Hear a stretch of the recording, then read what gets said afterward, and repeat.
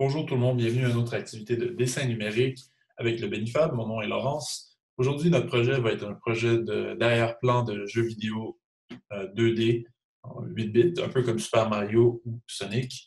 Donc, j'ai un exemple ici d'un écran de Super Mario. Donc, naturellement, les arrière-plans dans les niveaux de Super Mario ou de n'importe quoi, en fait, sont beaucoup plus gros que ça. J'ai juste pris un écran, une capture d'écran d'une partie du niveau. Mais si vous voulez, après ça, c'est ce qu'on va faire aujourd'hui, mais si vous voulez, après ça, agrandir votre niveau, vous pouvez très bien. Il y a des façons de faire ça sur Pixelart que je vais vous montrer. Je veux juste attirer l'attention vers l'avant-plan, le sol ici, puis l'arrière-plan. L'arrière-plan a une plus haute résolution et l'avant-plan a une résolution moins élevée, donc on voit vraiment les carrés des pixels. La raison pour ça, c'est parce qu'on ne veut pas attirer l'attention à l'avant-plan. On ne veut pas attirer l'attention sur des détails inutiles. On veut attirer l'attention vers les trucs qui sont beaucoup plus beaux, qui prennent plus d'espace dans notre jeu vidéo, dans notre œuvre. Et donc, ça, c'est un peu une tactique en art, c'est de vraiment donner plus de résolution, plus de détails aux choses qui sont plus importantes, à laquelle on veut attirer l'attention. On appelle ça des points focaux.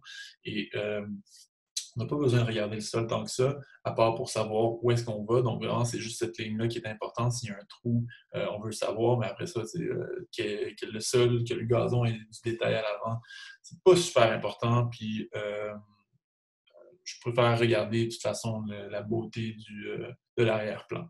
Okay, donc, dans cette optique-là, on va commencer pixelart.com. C'est le site web sur lequel vous devez aller. Vous allez cliquer sur File, New, et vous allez choisir les résolutions 256 de largeur par 240 de hauteur. On va faire New Drawing et OK. On va commencer comme ça. Donc, très rapidement, on a nos outils ici. On a nos panneaux ici, donc le panneau de calque et de layers qui est ici. Les calques, naturellement, c'est des couches transparentes sur lesquelles on va dessiner des trucs. On va les hiérarchiser, c'est-à-dire leur donner un ordre. Le ciel est à l'arrière, le sol est à l'avant. Entre les deux, peut-être des montagnes ou des affaires comme ça, comme dans Super Mario. Donc, on va rapidement créer ces calques-là. Donc, en cliquant sur plus, on peut créer un nouveau calque. En cliquant sur Rename Layer, ce bouton-là ici, on peut changer de nom. Donc, on va l'appeler ciel pour le premier calque. Le deuxième calque, on va le nommer sol. Voilà. Je vais cliquer sur ciel pour créer un calque entre les deux, qu'on va nommer cristaux, ou cristal en fait. Après, on va peut-être pouvoir en faire d'autres. Et quoi d'autre? Les nuages, oui. Donc, mais notre ciel a disparu. Excusez-moi. Ciel.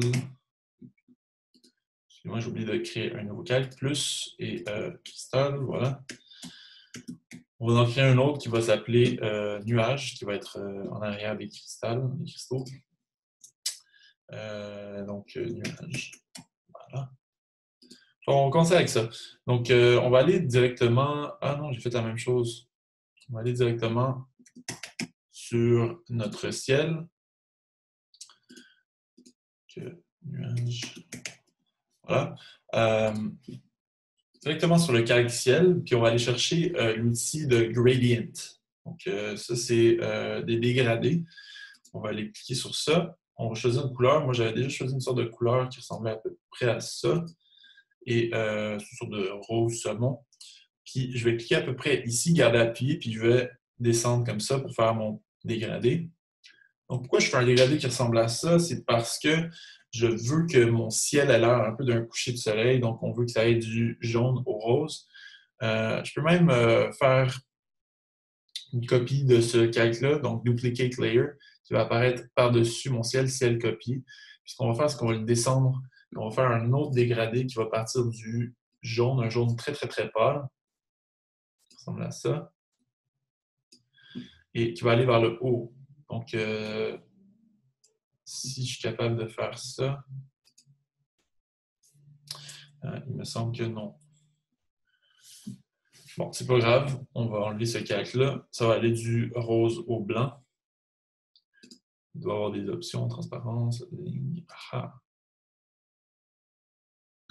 C'est ça qu'on va faire. On va donner de la transparence. Dans les options de gradient, vous pouvez donner de la transparence à votre deuxième couleur, la deuxième couleur étant le blanc. Donc, moi, c'est ça que je veux faire parce que j'ai pas besoin vraiment de blanc, j'ai besoin d'un jaune. Et on va retourner dans Gradient Tool, on va retourner sur notre ciel, faire la même chose. Donc, on commence ici. Non, ça du tout.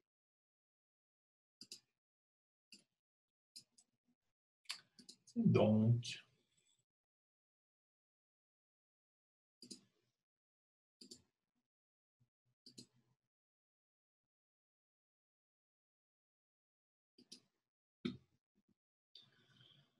on va se débarrasser de ce calque-là. Je suis toujours sur le background. Me débarrasser de ce calque-là. On va recommencer. Une drôle de transparence, par contre, qui me donne un genre de gris bizarre. Pas sûr de comprendre pourquoi, mais attendez, on va checker ça. Faire ça de même. Et non, pas sur le background, sur notre calque.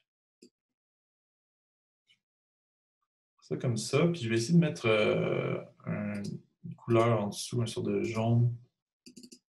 Pour voir de quoi ça va avoir l'air avec le Pocket Tool. Ouais. Bon.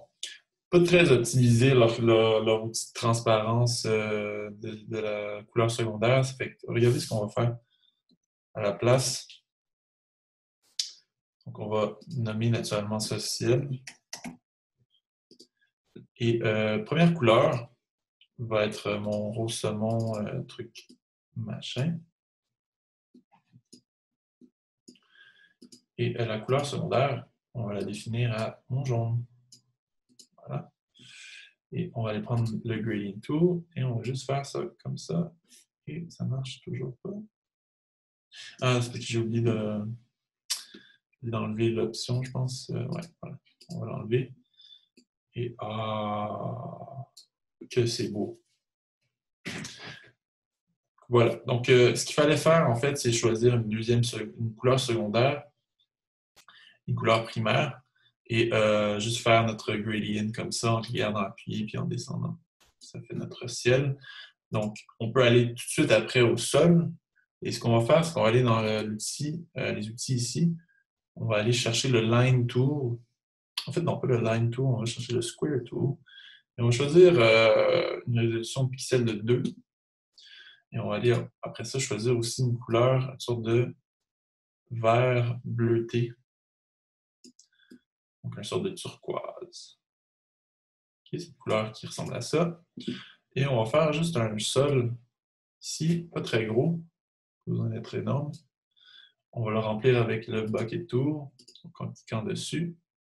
Là, je suis dans le calque qui s'appelle sol, naturellement. Je vais venir après ça chercher mon Pencil Tool pour faire des gribouillis, des sortes de petits détails de sol, là, genre juste de l'herbe, truc simple, comme ça. On peut rajouter des fleurs aussi, là, mais je ne vais pas passer trop de temps là-dessus. Pas vraiment important. On se rappelle que c'est la partie avec la moindre résolution. Vraiment, il n'y a pas d'importance à cette partie-là. Chercher une couleur aussi plus pâle pour ajouter de la lumière, de la luminosité. Peut-être encore un peu plus pâle que ça. N'oubliez pas de faire Select Color à chaque fois que vous choisissez une couleur. Je fais souvent cette erreur-là dans mes vidéos. Juste pour ajouter une couleur, de luminosité plutôt. Donc voilà, le sol. On peut enlever la visibilité du sol pour l'instant, donc en cliquant sur ce petit rond-là. Et on va rajouter, on va commencer à dessiner nos cristaux. On va aller chercher la couleur qui est le sort de saumon ici, puis je vais aller peut-être l'assombrir juste un tout petit peu. Et je vais aller chercher le Line Tool, puis on va commencer à faire nos cristaux. Donc, cristal qui va ressembler aussi, vous pouvez changer la résolution de votre ligne à 1. Puis on va commencer à créer nos cristaux. CTRL Z. Commencez-les ici, vos cristaux, parce qu'il faut qu'ils se mettent derrière le sol. Donc, le premier cristal va apparaître comme ça, comme ceci. Rien de trop complexe. On va en faire à peu près 3 différents, puis on va les dupliquer une couple de fois. Et pas besoin de faire une fin à votre cristal parce que de toute façon, le sol va le couvrir. Et après ça, on va décider combien de découpes de chaque côté. Moi, je vais en faire 3, je pense, comme ça. Ça va ressembler à ça. On fait des lignes. N'oubliez pas de bien fermer les lignes parce qu'on va les remplir avec le bucket tool. Ça va être un objet 3D qui ressemble à ça. C'est un sorte de polygone. Je vais aller après ça prendre le bucket tool justement puis remplir ces parties-là. Vous voyez, là, je n'ai pas fermé ces parties-là ici. Prenez votre pencil tool, on peut le fermer. Et en fait, comme la lumière, quand j'y pense, comme la lumière vient d'en bas, peut-être que ce serait plus approprié justement que l'ombre arrive ici. Donc, l'ombre va être en haut. J'ai décidé ça maintenant. OK. On va aller prendre une couleur juste un peu plus pâle, comme ça ici, puis remplir cette partie-là avec cette couleur un peu plus pâle. Et finalement, une couleur très pâle pour remplir la dernière partie. Donc, nos cristaux vont ressembler à ça. On peut en faire un autre. Donc, attendez, on va faire plus, puis on va renommer ça cristal 2. Petit, peut-être, en fait. Cristal petit. Et celui-là va être plus comme une sorte de plateforme. On va aller chercher couleur là. Faire plus la plateforme comme ça. Ça va être un polygone vraiment improvisé. Hein? Un cristal un peu du n'importe quoi. Là. Simplement parce qu'on ne veut pas créer quelque chose nécessairement qui est très bien défini. Il faut que notre imagination soit capable de combler les vides, parfois. Okay. On peut même mettre ça comme ça. Ajouter une ligne comme ça ici. Je ne sais pas si ça fait du sens, mon affaire, mais ça n'a pas d'importance. Très peu d'importance, en tout cas. Et on va mettre de l'ombre comme ça. On va mettre de l'ombre comme ça. Peut-être aussi ici. Peut-être là.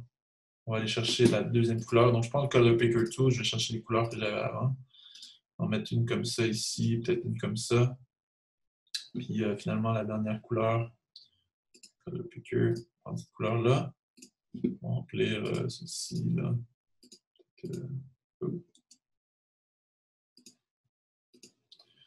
Comme ceci.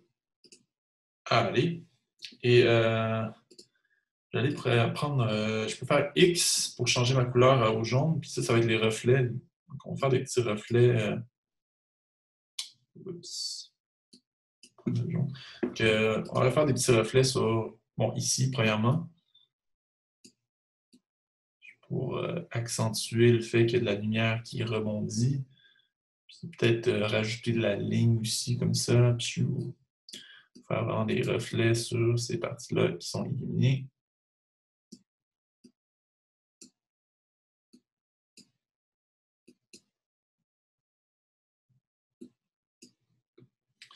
Comme ça, on peut en rajouter, oups, on va aller changer de 4 cristal.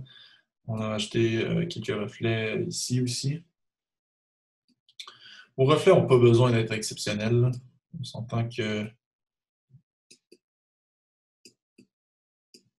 c'est pas la partie la plus importante, je dirais, du dessin. Mais assurez-vous qu'ils arrivent au bon endroit. Ça, c'est sûr que si la lumière vient d'en bas, on veut que les reflets paraissent sur les facettes qui font face à cette lumière-là.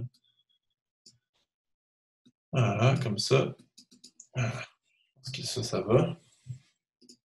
Je vais aller chercher cette couleur juste pour aller repasser sur cette ligne-là, ici.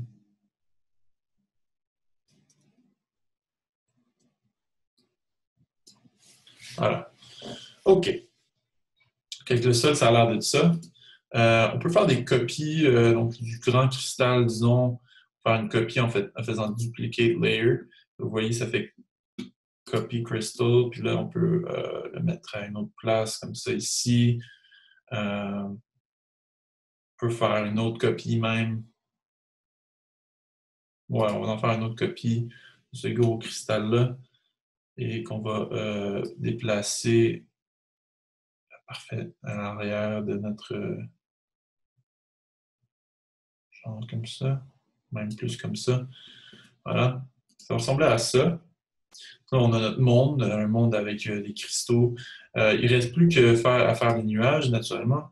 Donc, on va aller chercher une couleur qui est similaire à notre sol, mais on va la rendre un petit peu plus bleutée et plus pâle. Très pâle, même. Et on va aller chercher notre pencil, notre crayon. Donc là, on est bien sur nuage. On va juste rajouter. C'est pas assez pâle, ça. C'est pas assez bleuté. N'oublie pas de cliquer sur Select Color. On va. Donc, n'oubliez pas non plus, vous pouvez enlever la visibilité de tout ça, là, juste pour si c'est trop visible, on peut enlever ça. Et aussi, je viens de réaliser que j'ai dessiné sur le mauvais calque, donc je vais enlever ça et je vais bien sûr me mettre sur le nuage. Parfait. Donc là, j'ai ces nuages de sélectionner. Je vais faire des ronds comme ça. Vraiment de rien de trop complexe. Hein? On veut quelque chose de relativement simple. Par contre, ce que je réalise, c'est que nos nuages vont être une sorte de jaune si notre ciel est jaune rosé. Donc, je vais peut-être aller chercher avec le Color Picker cette couleur-là ici. Cette couleur-là, puis je vais dessiner mes nuages. Non, je vais prendre un rose comme ça. Ouais. Je vais venir dessiner mes nuages de cette façon-là. Là, ils vont à peine se voir, mais ils vont quand même se voir.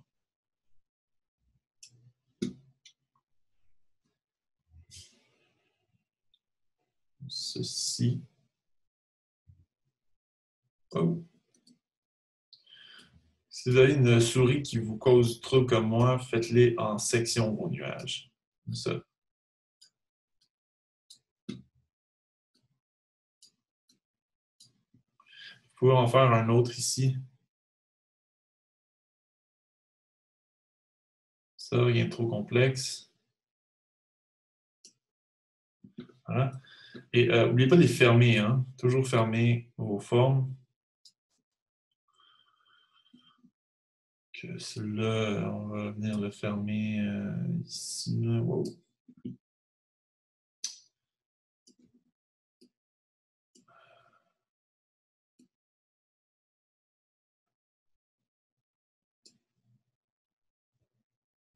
Je ne sais pas s'ils vont se voir tant que ça, mes nuages. Ouais, ils vont voir. OK.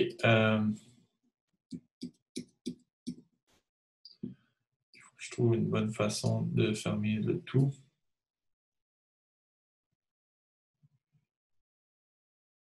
Voilà. Je vais venir prendre mon jaune. Donc, vraiment le plus pâle. Hein? Le jaune le plus pâle. Donc, vraiment ici, avec mon Color Picker Tool. Puis, je vais retourner à mon nuage. Puis, je vais prendre le bucket tool. Je vais juste remplir le nuage complet.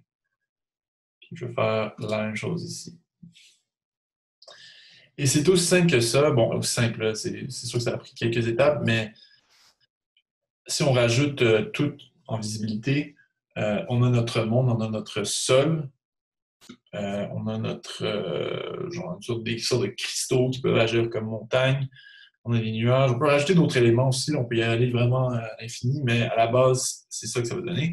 Envoyez-nous vos résultats, fablabbenny@gmail.com par email, et sinon sur Facebook, vous pouvez nous envoyer vos messages, vos questions. C'est sur BennyFab sur Facebook. OK, à la prochaine.